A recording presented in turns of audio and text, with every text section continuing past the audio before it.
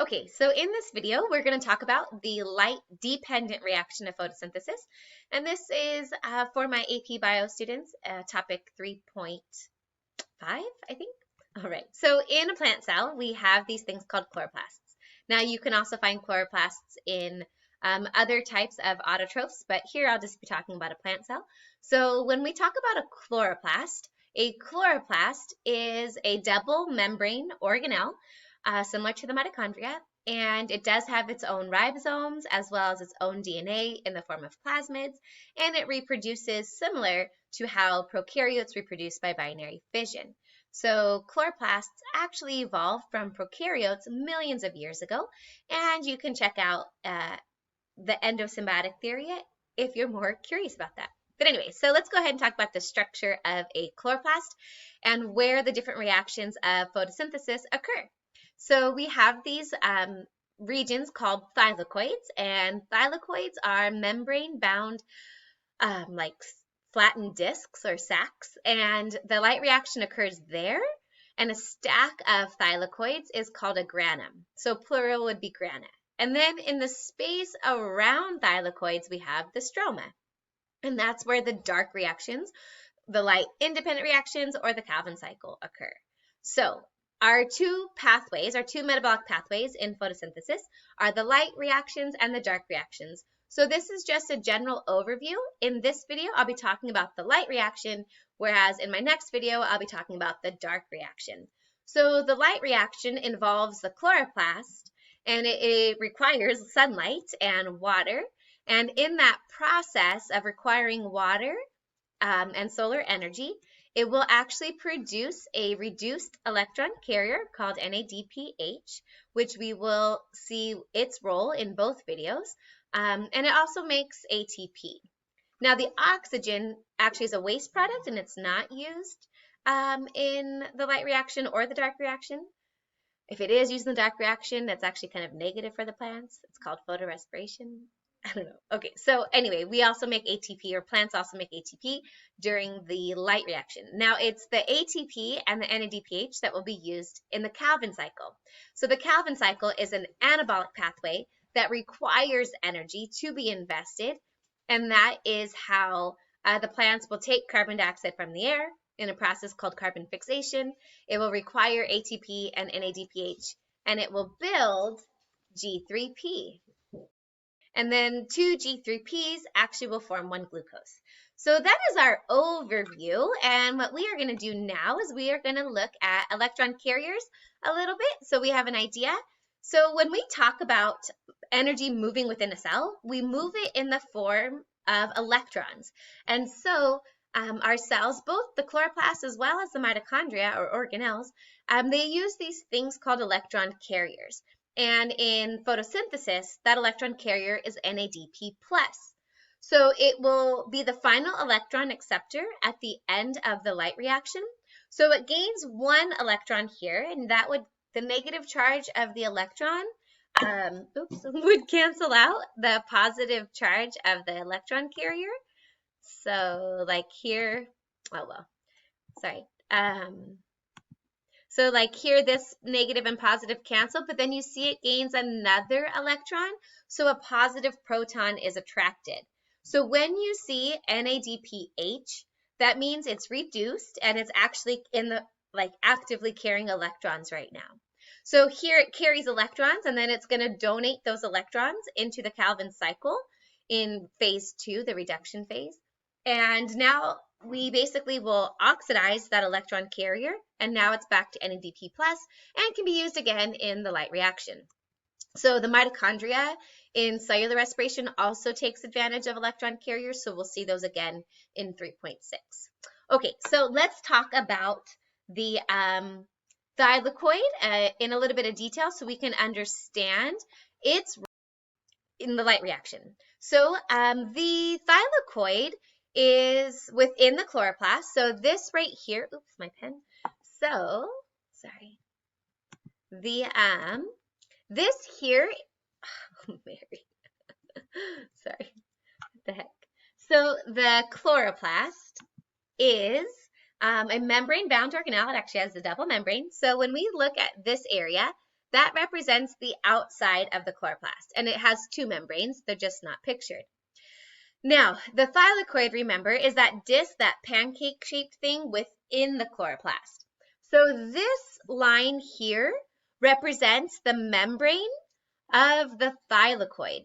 And when we talk about the membrane, basically that is a lipid bilayer, just like the plasma membrane or the cell membrane of a cell. So it's also made out of phospholipids. So when you talk about like phospholipids with those like fatty acid tails, so the fact that this thylakoid space, this dark green area, is surrounded in a lipid bilayer, that is significant for establishing the proton gradient that we'll see.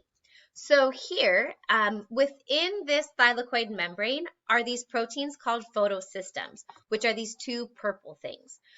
So within these photosystems are the pigments, and pigments are what capture and absorb light, but also reflect it. So within these photosystems, you find chlorophyll A and chlorophyll B, which are the main pigments in plants. And so remember, pigments are what absorb and reflect sunlight, so it makes sense that you find them in the light reaction. Now, in between the two photosystems, you have an electron transport chain. And that electron transport chain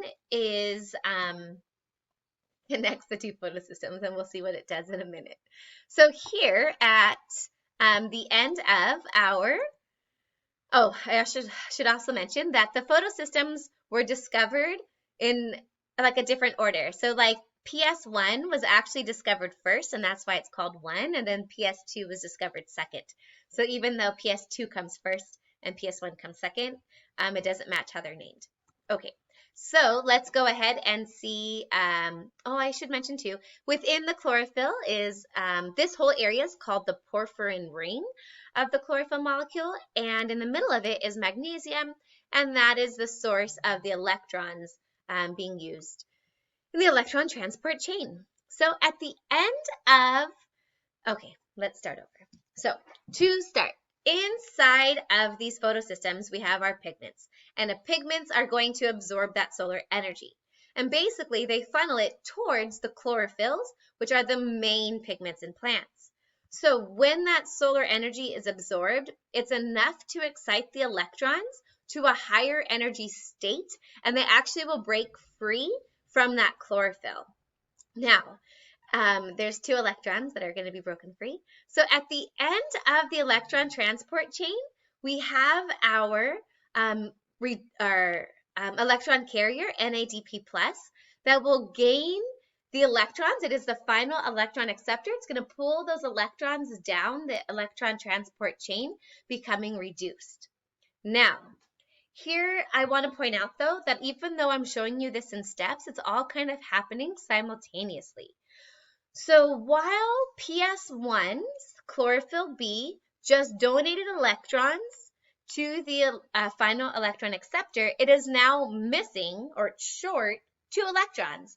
So we have to think, like, how do those get replaced so the next time sun shines on it, they can donate the electrons all over again and keep the process going, right? Well, these 2 electrons from PS2 are going to travel down the electron transport chain. Now pay attention to these hydrogen ions. As the electrons from PS2 travel down the electron transport chain and they end up in PS1, they will replace those 2 electrons that ended up here. But hopefully you noticed these protons, as the electrons travel down the ETC, they are pumped into that thylakoid space. That is significant in a few slides. So now we have those 2 electrons have been replaced.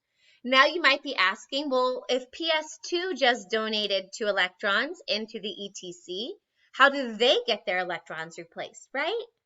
Now this is where water comes into play. So water will actually undergo this process called photolysis, where the water splits. Now we have 2 electrons, but we also have some protons.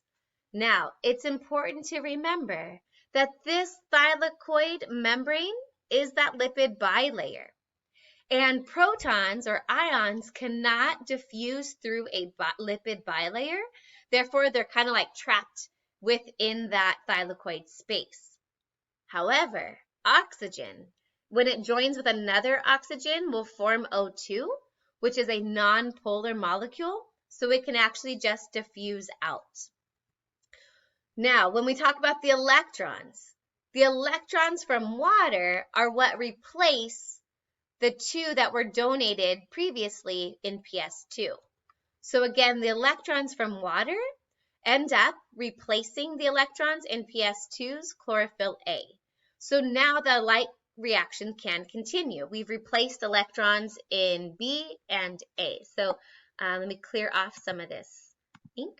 So now the oxygen will diffuse out, but really it should have another oxygen paired to it. So again, once the sunlight shines onto the photosystems and the electrons are excited to a higher energy state, they break free from the chlorophylls. You have an electron carrier, NADP+, will gain those electrons and a proton becoming reduced. Then the electrons from PS2 will travel down the ETC, pumping protons into that thylakoid space, but also replacing the ones in PS1. And then water will be split in the process called photolysis in order to replace the electrons in PS2. But also the protons from water stay within that thylakoid space. Okay, so the splitting of water is photolysis. So now when we look at that, that thylakoid space, we have an accumulation of protons. Now, all of those positive charges would like to get away from each other if given the opportunity. Remember from chemistry, like repels like, but they are surrounded in this lipid bilayer, so there's no way out as of right now. However, now we think about, where did all those protons come from? You should be thinking of two ways, right? You should be thinking of when photolysis occurred and the water was split and the protons stayed within the thylakoid space, as well as the electron transport chain pumping them in. So where do they go? In the thylakoid space, in the thylakoid membrane, there's a protein called ATP synthase. And ATP synthase is like a turnstile. So if you are in line at like Disneyland or Knott's Berry Farm or something, and you go through like that turnstile, like it turns, ATP synthase does the same thing. It like turns, but I made all of my animations in PowerPoint, so I don't know how to like turn a protein. Anyway, so imagine when these protons flow through ATP synthase, here I have it just wiggle a little bit, but in reality, it's like turning. And in that process, it takes your ADP and your inorganic phosphate, and it phosphorylates the ADP to form ATP. So that is how that proton gradient leads to the production of ATP. When we have a proton like gradient, or we have like the diffusion of ions, we call this chemiosmosis. So the diffusion of ions down their electrochemical gradient is chemiosmosis. Okay, and we need to ask ourselves though, is this phosphorylation? And the answer is yes. We actually call this type of making ATP, we call it photophosphorylation. And if you think about, well, why is it photophosphorylation? And it comes down to, this could have only happened in the presence of light. You needed light to excite the electrons to drive the electron transport chain that is responsible for establishing that proton gradient. You also need an intact membrane here. Now, sometimes too, it shows up in different contexts where inside of this thylakoid space, it does have more protons than the stroma outside. Therefore, it is more acidic in here. It has a lower pH compared to the outside. So when you think about protons flowing, it also matters. You could also say they're flowing from like a low pH to a high pH. because a low pH is based on a ton of protons. Okay, so if you wanted to look at like how this looks in a textbook, for example, so here you have your thylakoid membrane, that lipid bilayer. You have your photosystems with the pigments. Here's your ATP synthase. This is that thylakoid space where all of those protons accumulate inside. And so when the light shines in, you have the electrons traveling down. They'll be picked up by NADPH, or NADP plus be reduced to NADPH. Then you have your protons undergo chemiosmosis to make ATP. And then that ATP and the NADPH will be used in the Calvin cycle. Now, let's just talk for a minute about light, because light is not all the same. There's actually different wavelengths of light. And so when we talk about pigments, you can see here in food, chlorophyll's not the only pigment. There's actually lots of different pigments, and they all absorb and reflect light differently. So this is called an absorption spectrum. So on the y-axis, we are looking at the absorbance, which means like how much light is being absorbed.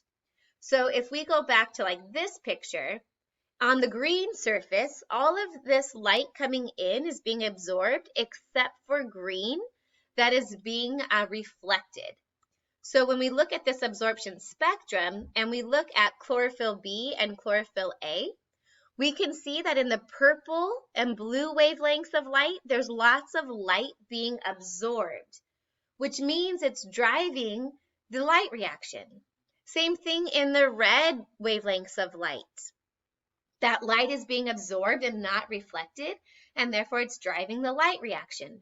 But because chlorophyll is green, it's a green pigment, it means that the green wavelength of light is bouncing off of that surface and is reflected. So it's not being absorbed. So here, there's very little absorbance of light in the green wave and yellow wavelengths, and therefore green and yellow wavelengths of light do not drive photosynthesis. Okay, all right. So again, this is just showing us a different visual, a little bit more clean textbook style. So you have your photosystems where the light shines on. You have your light reaction. We're going to have photolysis, that's splitting of water, replacing those electrons, building up that proton gradient. Now, in these photosystems, we have these, on the sides here, we have these antenna pigments or accessory pigments. Basically, they help to gather that sunlight and pass it to chlorophyll, which is your main electron, like the main, how do you say, the main pigment in plants that donates the electrons to the reaction center. So it'll donate the electrons and then they'll travel down the electron transport chain. Okay. So that's just kind of showing some different names of different pigments, like beta carotene is in carrots, and they basically help to transfer the energy to chlorophyll, which will then donate it to the electron transport chain, and then new electrons will come from water to replace those electrons. All right, so just a summary one more time. So here you have your PS2 and your PS1. I did put around that chlorophyll these colorful things represent the antenna or accessory pigments to help gather that sunlight to transfer it to chlorophyll. Here we have our electron transport chain where, it'll connect the two photosystems. So we have photolysis to replace those electrons. And then the proton or the electrons will travel down the electron transport chain, pumping protons into that thylakoid space where we have a final electron acceptor of NADP+, get reduced to NADPH. Now the splitting of water and photolysis plus the pumping of protons help to establish a proton gradient that leads to the process of chemiosmosis and photophosphorylation. So that, my wonderful students, is the light reaction. And yeah, good job.